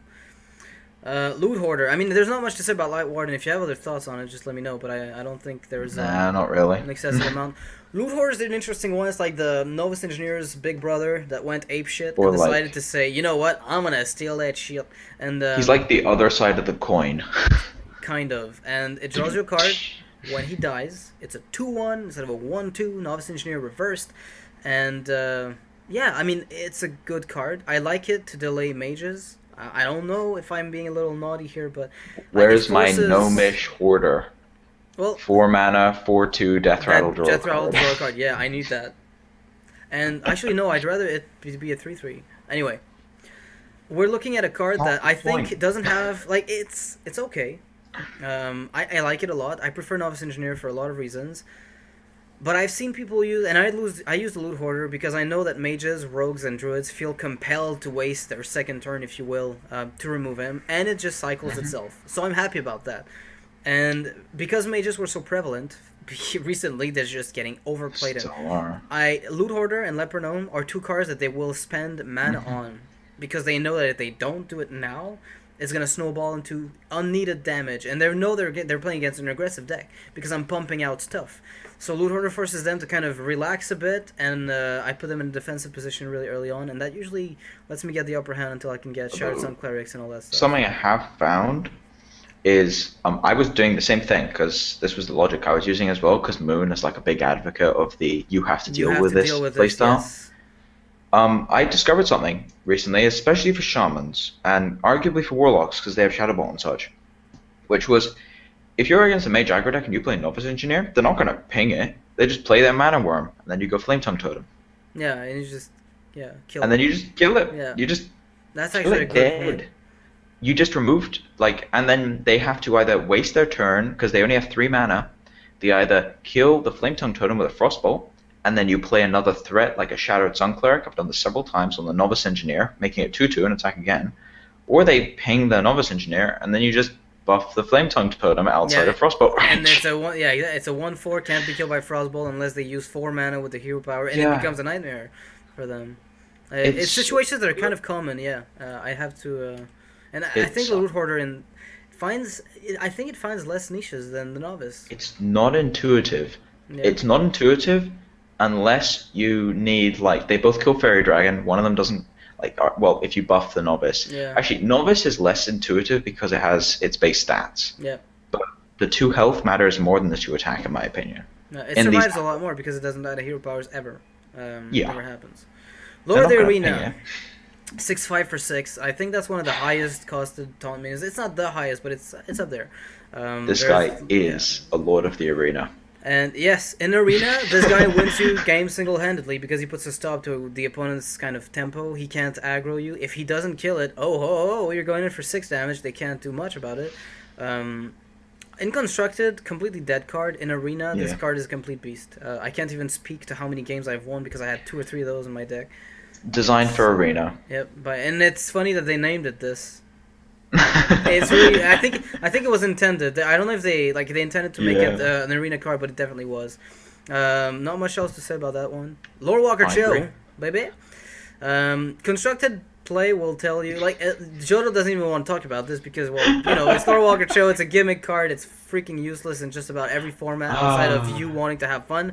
And fortunately for you guys, I actually want to have fun, and I put this thing in as a random win rate. Yeah. And there is actually, whether or not this is competitive playable, this has one of the best stories of any changed card in the history of Hearthstone. Yeah. It was a 1-mana 1/3 that became a 1-mana 1/4 that became a 2-mana 2/4 that became a 2-mana 1/4 that became a 2-mana 0/4. Yeah, it changed so much. It was like, we have a panda, we're not sure what to do with it. Let's make it small, then bigger, then even bigger, then remember when it was smaller. A 2-mana 2/4? Dude, and they thought that was so balanced. Good. Everybody it won a played tournament. It. Everybody it won played a tournament on its own. Yeah, a 2-mana 2/4. What? Oh, I don't know if you remember this far back. The first ever Warlock aggro deck to show up had 0 spells in it and just had Lorewalker Cho when it was a 2/4. No one could beat it. You could, because it was like, okay, I'm not going to get Shadow Bolt. I'm not getting Hellfire. I'm not getting anything, in fact. All I'm doing is giving him cards. So he was using your own removal against you. And the thing is, you didn't really want to bother using removal on a 2/4, but you had to, because otherwise you couldn't use any removal whatsoever. It was a really annoying moment. He was playing Sense Demons, and that was it. Yeah. And against Warlocks, he wouldn't play it. And against everyone else, he's like, here, have something that gives you 2/1/1s. Sense Demons. You want worthless imps? Yeah, so Mad Bomber is kind of a fun card, not a competitive card. Not now, for now. Maybe in some very far away future it might be. But for now, it's kind of a... If you play Run to Win Rin, you're having fun. Otherwise, kind of give up on it. Next card is... I don't want to say much the same, but it kind of... I've put it in the same category. Mad Bomber, 3/2 for 2. Good stats. Okay? The Battlecry effect is where the problems arise. I'm okay with it if I'm not playing any 1-drops.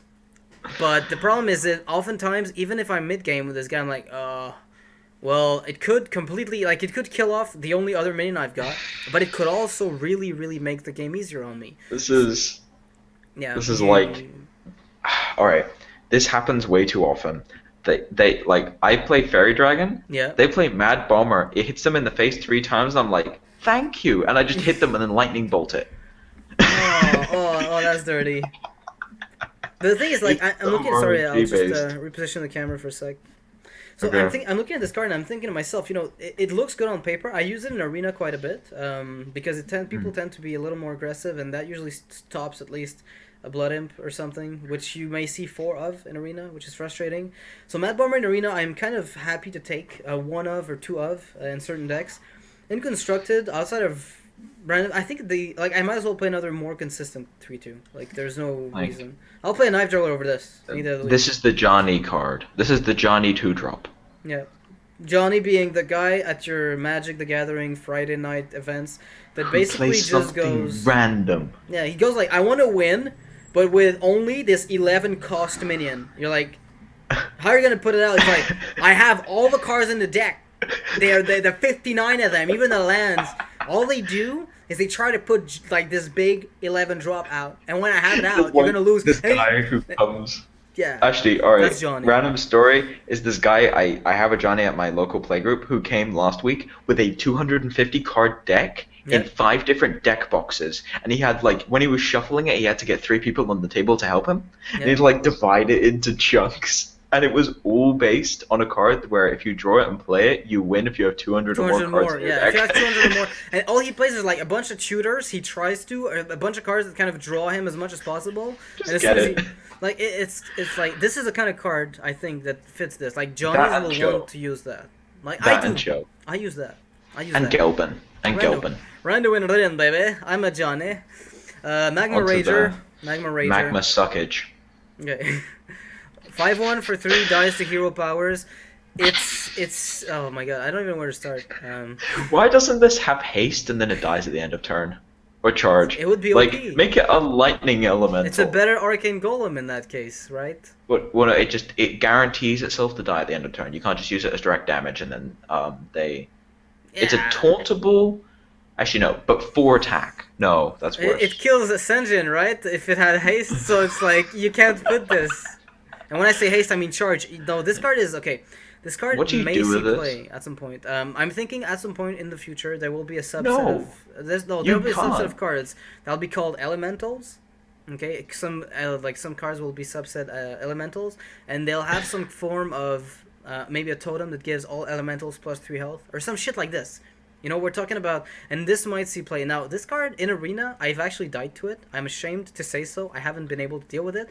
And I'm looking at it and I'm like, I'm not gonna die to Magma Rager in a Warlock deck. And then he hits me for 10 with it, and I'm like, okay, this is not happening. And he keeps filling up the board, and he's like, I finally get some defense lines. He's like, Shadow Flame the Magma Rager. I'm like, oh, you've got to be kidding. And this card caught me by surprise. It's never gonna do it again, and ever, in any format. But it's the kind best of a thing filler. about this is, you picked, I've seen this in Constructed, where they're like, Magma Rager, and I'm like, what? Yeah. And when I was doing, I had to re-get my EU collection going recently because I have to move over to EU, and I was playing the Mage starter deck to get some packs from the starter quests. He plays Magma Rager against me, and I'm like, you gotta be kidding! Why? drag hero power. Yeah, no, I mean, This card dies to too much stuff too easily. I don't think there's much to say either about It dies it. to Elven Archer. They've done. They've put a lot of those cards. Ironforge. It does to Ironforge Rifleman. That's why Ironforge is good, because this is obviously the meta breaker. The day that Magma Rager breaks the meta, put some Ironforge Rifleman in. So Malygos, another legendary which a lot of people are excited about when they look at it the first time. This ain't breaking any metas anytime soon, Malygos. Yeah. So we want to point this out. We've tried a lot of shit with Malygos, okay? I want to make it clear that this has not been an untested card. It's basically a way to out-tempo yourself to death. Like, there's no point for you to play this ever. The only reason I could see you playing this, and have a justifiable reason, is if you really, really, really want to have a unique spell power-oriented deck. But there's no reason you'd run this over a Kobold Geomancer. Actually, to be honest, there's one deck this fits in, and it's the deck that no one would think about, at which point you're thinking, why don't you play Ysera? But anyway, it fits in, like, mid-range mage. And everyone's like, what? But you need spells. And I'm like, no, you don't. You just need an arcane missiles in your hand, and you're golden. And you're golden because it deals 8 damage on its own. It's like it becomes an Avenging Wrath for 1 mana. But the thing is, Malygos on its own is kind of... Like, it's a 4/12. It's a good body. The problem is, like, and of course, the opponent has to deal with it, right? Where, let's be honest, once it's down, the opponent has to remove it. But they typically, like, you're dead at that point. No, but that's the thing. You're typically dead right now. Like, it's... If you're playing a spell-heavy deck, you haven't had enough minions to waste his removal, so he has removal, so you play Malygos, it gets removed, you're like, why did I even bother? It's kind of a... I mean, you know what? I would consider playing this as a Warlock with Soulfire. I've seen that. I've seen that deck, sexy. And it's pretty insane. But anyway, this actually started in it was a revisit by Space Wizard to his Demons and Dragons deck. He did and he's changed it to be competitive. With Malygos, and I'm just thinking but your deck only has Soulfire that benefits from. Why don't just play Ysera? Yeah. Like that's my answer to most people who say play Malygos, and I'm like, play Ysera. It's the same thing. I think it's much better, yeah. It cycles itself, and all the have you seen the dream cards? They're pretty crazy. They're actually much better than a 5 spell power will ever be. So Ysera better than Malygos. If you want to play both, have fun, but don't expect it to be kind of competitive in any way, in my opinion. Mana Addict 2 for a 1/3. Not it used to be what was it? +3 attack. Okay, so it used to gain +3 attack for each spell you played that turn, which was kind of good in Miracle Rogue decks. Not so much in anything else, really. This was... Alright, it was a 1/3 because what the idea was is that they wanted it to kill minions, not players, which is why they made it 2 attack. That was literally it. That's what they said. They wanted it to kill minions, not players. But then they kind of forgot about Miracle Rogue. And it still killed players. It still works, yeah. I mean, it still worked. Pre-patch, it was still a playable card. Past tense. Now it is. Now it's pretty much unplayable. Don't pick this in arena. You're not gonna get enough spells. Don't play in constructed. As I said, if you're gonna go spell heavy, you're gonna regret it a lot. If you're masochistic and you want to play Miracle Rogue after patch, play it. Yep. It's really tough. Okay, it's really tough. Mana Addict, the problem it has is you need to play a lot of spells to make it really good, and it doesn't have charge, right? So the problem becomes, so I have to have it stay alive 1 turn in order to benefit for 1 turn from the spells I played that turn. So you better have your questing adventurers and Gadgetzan Auctioneers down on the board when you play that thing, because otherwise this thing is not getting you necessarily the value that you want out of it. It's kind of a tricky card. I mean, it's good before a conceal, but that's as good as I see it. I'm not a big fan of that guy. I'm not a big fan of Mana Wraith either. But I like it better than I liked it in the past. Alright, just a random comment. This is for Team 5. First of all, if you're going to make balance changes, test them before releasing them, because you have to at least check that they're sane. See Battle Rage. Secondly, if you're going to change a card and you're not sure about it, don't make the change. Mana Wraith was a 2-mana 2/2 that became a 2-mana 1/3 that became a 2-mana 2/2. Yep, it became what it used to be, and the thing is, in the current metagame, I could see myself playing this. Okay, let's be honest, with the amount of aggro that there is, I do see myself playing a Mana Wraith. It does kill Fairy Dragons, it kills the Knife Jugglers. Noxious! It's like the random guy in the back of the class who just makes his teachers go crazy because he always knows everything by accident. Yeah, it's like Fairy Dragon comes down before it. which means it doesn't slow down the fairy dragon. do It you mean? always comes down. Like if you're On turn going, one, no, it doesn't. I mean, if you're the second player, then I guess yeah, it does. it's like if you're going first, they get it underneath it, and then it just screws you over because they're not gonna like. Oh no, they can't play their Shattered Sun Cleric on turn 2 that they weren't gonna. No, play but on that's the thing. turn You can 2. kill the fairy dragon. All I'm saying is this guy usually delays the It gets tempo removed. of early aggro. It gets really well. removed. It does. Like, dude, it's 2 health. It dies to Arcane Shot, Lightning Bolt, Rockbiter Weapon, the I don't know. I mean, I've axe, had okay, Jodo, Stormforge Axe. That's a big deal. Jodo, Actually. against shamans, anything dies. Like it doesn't matter what you're Arcane playing. Shot, Holy like, Smite. Yeah. But Mana Wraith, typically, like against Warlock aggro, I've had a lot of success with that guy. Like they'll have to waste a freaking Shadow Bolt on it. I'm like, yes. Alright, that's kind of funny. Although the other it's one of problem those is things. they can't just play Voidwalker. Mhm. It slows them down, but then they still hit you for 3, and then it slows you down. Yeah, it just buys me a bit of time because against Warlock aggro, I find the first 4 turns is where I'm losing the game. I prefer the old one. The 1-3. Yeah, because didn't it did kill see some niche anything. play. Yeah. That wasn't the point. It saw niche play in Hunter Control. Because you play Mana Wraith, and then suddenly the aggro deck can't play 2 things per turn, and it Gotcha. can't play any 1-drops either. So it has to It play has one to thing. play per turn. one. Yeah, I get it. So it's, you kind of So- force them into a tempo that they really don't feel Well, no, comfortable. it was the difference between going Explosive Trap curve into Eaglehorn Bow. Mm-hmm. Instead, you could just go Eaglehorn Bow curve Eaglehorn into Bow. 2 traps. Yeah, and then It was a they're big deal. forced to. You know, that's actually interesting because it reminds me of the freezing trap mechanic in a way. Master Swordsmith, 2 for a 1/3. End of your turn gives a random friendly minion +1 attack. The fact Didn't that this used to be a it's, 2/3? It used to be I think it used to be a 2/3 initially. Although you know what, I'm not sure anymore. I just remember that back when the Young Priestess was a 1/2, I looked at those guys and I'm like, oh, good complementary kind of skills and stuff. I've got the old version in front of me on Cockatrice. Yes, it was a 2/3. Yeah, so when it was a 2/3, this card was insane. Now not so much. A 1/3, it's good in Rando and Rin. That's as good as it gets. But the fact that it's a 1/3, okay, keep in mind the ability is great. The problem is its own body is too small to sustain any 3/2 that attacks into it. It always dies to them. It doesn't die to AoE, but everything it buffs does. Yeah, and that's like most of the time you'll buff a small health minion, and it's a problem I've got with the Master Swordsmith where he seems really good on paper because he buffs up your attack constantly, but really he doesn't cut it. I'd much If rather you could have choose- a 1-turn Shattered Sun. If you could choose, this would be incredible. If you could target what you want to give, if you could target him, okay, if he could even just target himself, just allow him to target himself. Oh, That would fix the card. that's super good. That would fix the card. It would make it a But 2/3 at the end of its own turn, and there If you you go. if you could target, then you could just make the ultimate fairy dragon. Yeah, but that would be like kind of open to some exploits. I'm sure some decks would find a way to make this ridiculous. It wouldn't be broken though, but it would be kind of It would not be ridiculous. broken. But I It'd be think good. you could fix it if you just removed the another from it.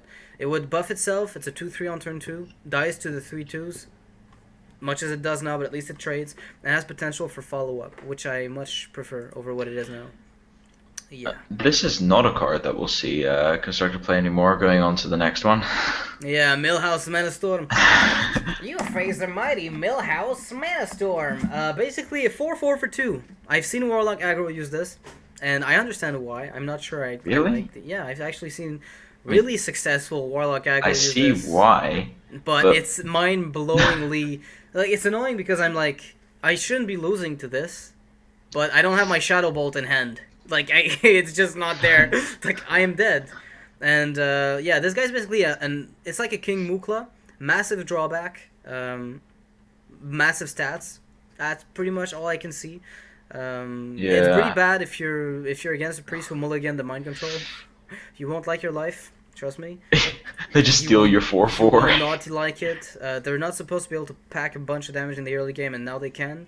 So watch your butt. But yeah, The Milhouse other thing Manastorm, is, what's up? You also don't want it like this because what happens is that because the Shadow Madness is now free, there's Shadow Madness, one of your things, buff it up and then trade. They could. They could. They could actually do that. It's a lot of cards that they expend though. So Milhouse Manastorm usually forces players into a trap where they okay. look at this. They will use a Siphon Soul on Milhouse, and that's problematic because Milhouse is kind of a removal bait. If they don't have anything to do with it, it deals a ton of damage, so they have to expend spells that they would much rather use on your Sunwalker or your Ragnaros, but they have to use it on Milhouse right now, right then and It's not bad. then and there. So Milhouse can find play in some niche aggro decks. Mind Control Tick. Gimmicky card. I don't see this being played. I mean, the randomness of it is like a Mad Bomber effect. Remember when this was banned, the old version? Who there was one guy who wanted it banned. What was it? No, it was Oh my god, the pre-patch. Mind Tech was banned. You mind control, oh, dude, that was so ridiculous. It swapped itself with a random enemy minion. The fun part is, if they only have one minion, it would swap itself with that one minion. You wanna know why this was banned? Because what would happen is you play Ragnaros, they Siphon Soul the thing next to it, and then take the Ragnaros. Yeah, no, it was dumb because you could steal. Well, right now it's kind of okay. I mean, in its current iteration, I would not play the I would probably not play the card in any constructed. Even in sideboard, that's better. No, because you might just take against a really fast swarm aggro deck. You might take the 2/1. You want the 3/5? Screw you. I mean, just the good thing is it keeps itself. Pyro. I'm not a big fan of mind control tech. Morgashanwarden. Not a big fan of this one either. We talked about Ironfur Grizzly, Sanjin Shieldmaster. The only time where this is ever used in constructed play is in priest decks, pretty much these days, where they go like Divine Spirit, Inner Fire, and then you see people on the forums going like, "Oh my god, priest is OP, priest is fucking OP, they Morgasan." Dude, come on, like the odds of them having the combo pieces for this. You letting the Mogashan live, like I don't know. It'll happen. I've been beaten by stuff like this. It's so inconsistent. I can't remotely give a crap. It's like getting killed by that one combo one time, and you're like, "Well, that class is broken." No, it's not. It's just, and this card is not broken either. It's not broken by far. It doesn't kill anything ever, and it dies in the end. It's just good to like a prelude to a Holy Nova. That's as good as it gets because it weakens stuff. Prelude to Holy Nova. Yep. Mountain Giant. That's another interesting card. Reminds me a lot of the Twilight Drake, kind of, because it's tied to the amount of cards in your hand. This is one of the 2-card combo that... Alright, basically, you know how if you played Rogues pre-patch, you were like the boogeyman, essentially?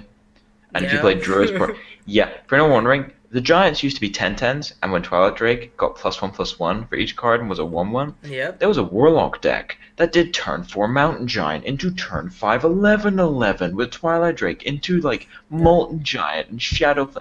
They would even coin a life tap. That's how ridiculous it was. They would coin life tap, and then play Mountain Giant on turn 4 with nothing. Like they've got nothing on the board. They're down to about like 18 health. They've got a Mountain Giant that's a 10/10, and then they follow it with a Twilight Drake that was like at 11 or something.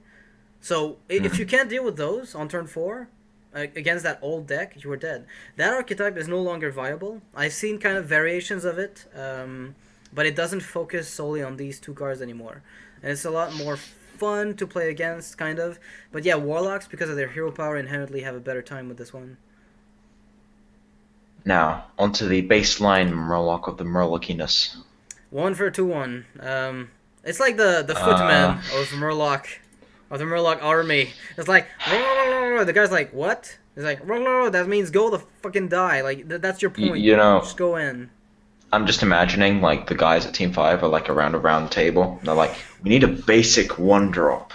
We need a basic 1-drop. What should we do? We can't just make a 1-mana 2-1. It needs to be interesting in some way. This is, like, the little guy at the front. We should add Murlocs into the game. And they're like, yes, all right, everybody, today, never mind the whole development on the warrior class and the priest class. Screw this. We're not taking those 2 classes. We're going to talk about Murloc. And then they brainstormed and they came up with Murloc Tidecaller. An obvious one, I think, like +1 attack whenever Murloc is summoned, because why not? And so it's a 1/2, gains +1 attack whenever Murloc is summoned, which...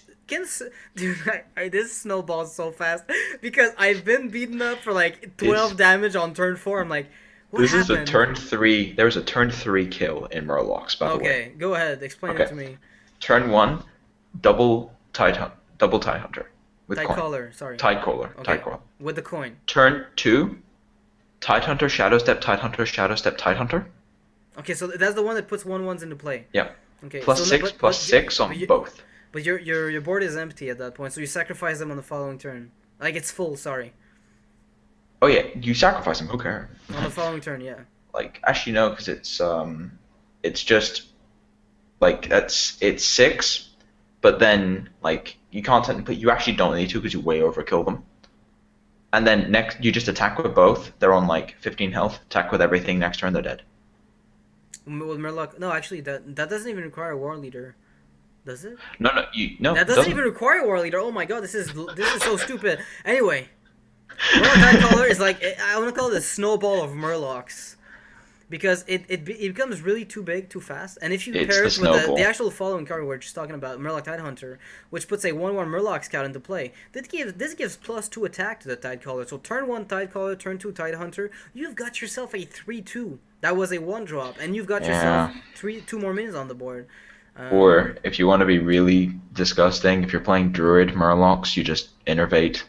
Yeah, well, oh my god, dude, I would cry.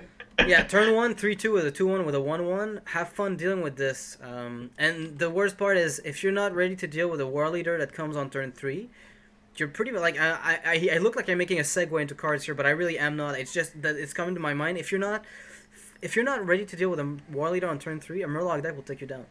Like something else. What's I that? have seen this. Turn 1, Tidecaller, coin, innervate, Murloc War Leader. I've seen that. So that's like you've got yourself a 4/3, a 4/2, and a 3/3. Yeah, oh my god, that's No, it's a 4/3. It's a 4/3 and a 3/3. 3/2. Sorry, yeah. 3/3, yeah. It's crazy. That's just not. I mean, okay. Just this guy alone. You look at him and you're like +2/+1 to all my minions because you're only playing Murloc, so you're it's a given. On turn 3, it's a 3/3 itself. It's not like a 1/1. So you're looking at something that will kind of typically require removal spells of some sorts. The best thing is when you have this and you play Old Murkai and you attack, and then the guy's like, I have Bluegill Warrior in my hand. I don't know what this is going to do. They play it and they're like, wait a second, it has 4 attack now. I'll just kill the Old Murkai. Yeah, I've had this happen to me where, because you have to keep in mind this buffs even enemy Murlocs. So if they play cards like Bluegill Warrior and Tidehunter, which also are played by other archetypes, you may be facing kind of a dangerous situation in which you're not prepared to go into, because you know it kind of sucks when you get your Murkai killed by Bluegill Warrior. Although typically at that point you've kind of won the game, if you've played a bunch of Murlocs early game, they're so weakened. Murkai is the Hell Rider of Murlocs. He is, and you need to be able to finish them off as a Murloc deck. And the War Leader is basically what ensures that the entire thing even works at all. Like I've tried to play the deck with using War Leaders and stuff. Raid Leader, sorry, that gives just +1 attack. It's not enough. You need the +2 and even a +1 at times. And I think it's a properly designed overlord of tribal of the tribal archetype. It's the lord. It's the lord, basically. Yeah. Much like you have the South Sea Captain for pirates. This is way better than South I think Sea this is the last card we're going to cover today. Nat Pagle, baby. Also known as the reason Ironbeak Owl is so popular. Back in the olden days, we had this meta game that was, when Nat Pagle got counter revolt, everybody was like, you know, I kind of want to play this card because it has a chance to draw me a card. So every single time someone made a deck, the first thing they would include was a Nat Pagle, because why not? And eventually and a Jodo Shield got, Bearer. Yeah, and a Shield When Bearer. Shield Bearer had Enrage. When it was good, Shield Bearer was good. Nat Pagle became, it was a 0/5 still back then, I think. Right? Yeah, it was 0/5. And Jodo at some point was like, you know what? I kind of get it. People want to play Nat Pagle, they want to draw. But I don't like that card because I'm forced to waste some early aggro potential on a 0/4. So you know what I'll do? I'll pick a minion that directly tempos against Nat Pagle, counters it, has attack, and does, like, it's like all in one. And he came up with the Ironbeak Owl, and on the following tournament, everybody who played Nat Pagle against Jodo got silenced. They never drew a card. And they would never draw a card. And it was a 0/4 completely dead. First tournament, I played, it was double elimination, so I had to play 6 games. I had a Nat Pagle play against me in every single game. No one drew a card. For the whole tournament. Yeah. Everyone missed the first draw, and I just instantly silenced it. Yeah. And that's the good thing about Nat Pagle is, like, even today, it's seeing fringe play, and I see more of it in shaman decks. I see priest decks played as well. Those that play inner fire, because it gives them another outlet for inner fire, which is pretty good if you consider it. It's not that bad. It can be healed as well in a priest deck, so it stays alive a little longer. So Nat Pagle is not a completely dead card. Now it was changed to 4 health instead of 5. I think the sole reason is they have a 2-drop. It's inner fire, and they have a 2-drop. It's a 3/2. They attack into it. It's a 0/2 because it lost 3 health. And now you're a priest. You heal it up 0/4. It requires 3 attacks to be taken out instead of 2. Because now if it's a 0/4, you attack with a 3/2. It can get healed up. It'll get healed up to what? 3 health. It dies on the second wave. Whereas before it took 3 waves of attacks to deal with it, which was a complete nightmare against priest. Even though it wasn't, priest sucked. But that was the only broken kind of mechanic that made the card a complete nightmare to deal with. And right now it kind of complements the Shaman Manatide Totem really, really well. And that the Manatide guarantees you a card. This gives you a chance at a card. They have a really kind of weird tempo follow-up where it's 2 mana, then the other one is 3. If you can get them both in your early hand, and you haven't had much in the ways of minions, this will allow you to get something done. And they can both be used with Flame Tongue Totem, which is always good. So Shamans use this card, and Priests use this card. I haven't seen anyone else use this. I have seen the draw craze. It was against a mage. He went turn 1 Pagle with coin, turn 2 Novice Engineer, turn 3 Acolyte of Pain. Oh my god, this guy was in for some... Was he playing some kind of Pyroblast combo deck? Because yes. It sounds like a double Fireball, double Pyro kill. It was like, he kept just playing draw spells and just kept freezing the board over and over and over again. I was like, what's he doing? He hadn't done a single speck of damage to me, and he was like, Pyroblast. Next turn, Pyroblast. Next turn, Fireball. Yeah, that's it. Like, I've seen the same thing with Frostbolt, Ice Lance, but like the archetype kind of works, and I see how that would fit. In a combo deck, this guy's almost a must, in my opinion. Because it may fetch even more than a 1. It may fetch nothing, but at least it's tanking 4, which you do need. Like, health is a resource as a combo deck. And I think he's a shield bearer that can draw cards. I think it's much better than people give him credit for. Don't craft him if you don't have it, but if you do have it, consider using him. Try it. So, let me check if there's another card. Nope, back to Gadgetzan Auctioneer. So, this is it for the Hearthstone set review number 2, where we finished the second portion of the 3-part neutral minion review, I think. There's going to be a last part with covering the last 40-ish minions.